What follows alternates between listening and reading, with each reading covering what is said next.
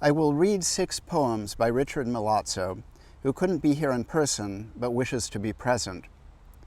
By way of an introduction to the relation between my Flotilla installation behind me and the poems, a kind of collaboration, or what Richard is calling a pseudo-performance piece, I will read the statement he sent me.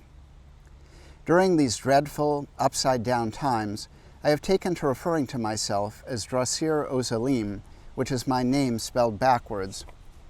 I do this whenever I feel the desire to run away and hide.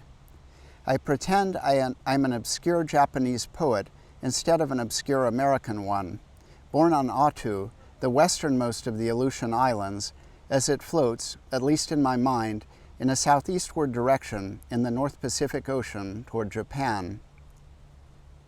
In 2010, Attu became the largest island to become uninhabited in the U.S. This invention of a phantasmagorical persona is a slow but concerted effort to find my way back to Hakadote in Hokkaido, Japan, which has become my adopted homeland, full well knowing, as John Donne noted, no human being can function as an island unto itself.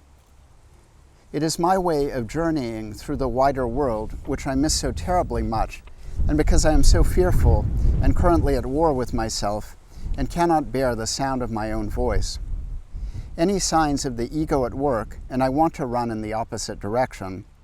As a famous poet-songwriter and Nobel Prize winner has sung, I've been trying to get as far away from myself as I can. Richard goes on to say, each of the 6 sculptures echoes in some mysterious way the members of the constellation of sculptures by Daniel Rothbart, floating in the spring-fed Oakdale Lake here in Hudson, New York, in the spirit of 5 rock formations or groups floating in the dry landscape or rock garden of the 15th century Ryoan Temple in Kyoto.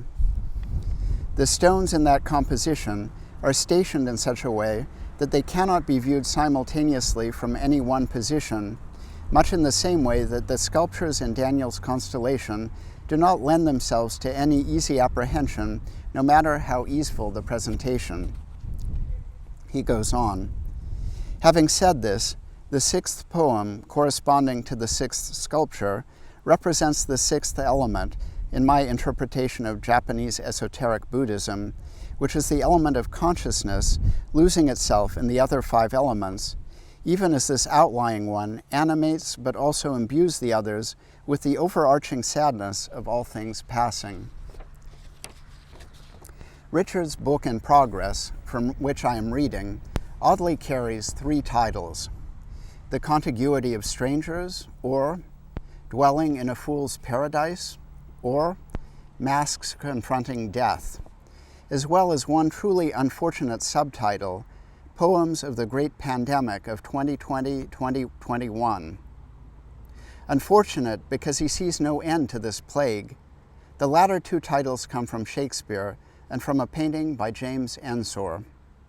Here are the 6 poems. I hear you calling.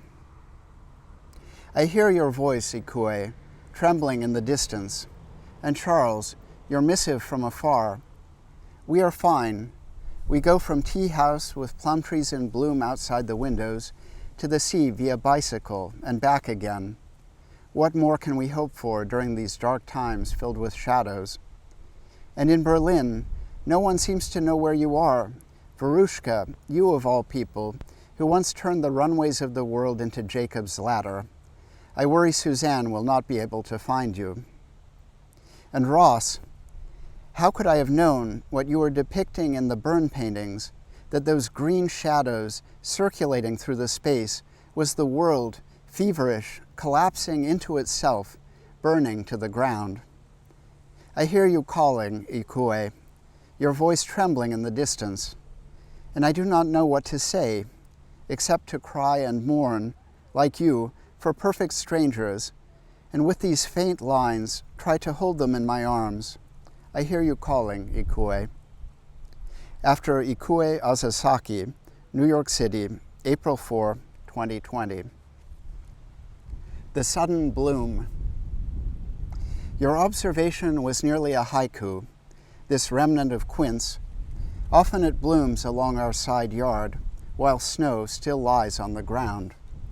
So much of our lives have become this way, remnants, off to the side, nearly haikus, but close enough to remind us how indelible and yet how fugitive these shadows are. Even this one, looming over us now, as if it had no intention of leaving without us.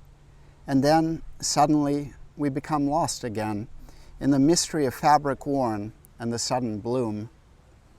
After Mark Innerst, New York City, March 26, 2020. Darkness at noon. What does this darkness look like at noon? I mean this one, literally lying here, across the streets of the city, adumbrating a shadow, unimpressed, undispelled by the sun. Not Koestler's 80 years ago, but this one, literally lying here, in all of its bio-totalitarian cast, with all of its global flourishes, with all of its unrelenting specificity. All the shops and shopkeepers, I knew their name, each one of them, and all the shoppers have disappeared as the hospitals swell into buboes about to burst. John and his sisters at the shoe repair shop, Brenda, Ellie, and Cindy, the Mexican girls at the salad and sandwich shop with the giant picture windows overlooking 6th Ave just around the corner. And Zach at the coffee shop, and more self-indulgently, Goods for the Study, where I bought all my notebooks made in Japan, apart from the ones I buy from Ozuwashi when I'm actually there, and Hasaki, where my meetings with Daniel have become ritualistic, all shuttered. And in Italy, 600 to 800 dead per day. And here, the sociopath in chief, stupid, vicious, greedy, and power-hungry as ever, leads us to the brink of collective delusion, hysteria, and self-extinction, perhaps saving the rest of you from the shadow of us. New York City, March 24, 2020. A winter of shadows. For too long now, we have lived in the shadows of winter, a winter of shadows. I should like to travel, to take a train across a vast land to find nothing but the light raging, and build a house in the sun, a golden house. But to thatch it, I will need your help, to gather the reeds and bamboo stalks into neat bundles, and to stack them at the stone wall near the edge of the sea. The month of the light raging is fast approaching, and I have nothing to wear. I want to celebrate and wear something special, for nothing is what I have learned to wear. Might you lend me a sleeve, a golden sleeve?